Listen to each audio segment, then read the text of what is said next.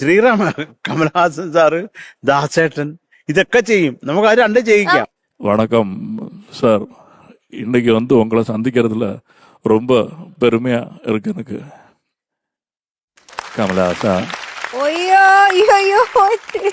നമ്മുടെ ഈ ഒരു അമൃത സൂപ്പർ സ്റ്റാർ എന്ന ഈ ഒരു പാട്ട് മത്സരത്തിന് ജഗദീശ്വരന്റെ അനുഗ്രഹത്തിൽ അങ്ങയോടൊപ്പം ഞാനും ഇവിടെ ഒരു ഭാഗവാക്ക് എന്നുള്ള ആ ഒരു പ്രയോഗം തന്നെ അങ്ങയ്ക്ക് വേണ്ടിയുള്ളതാണ്.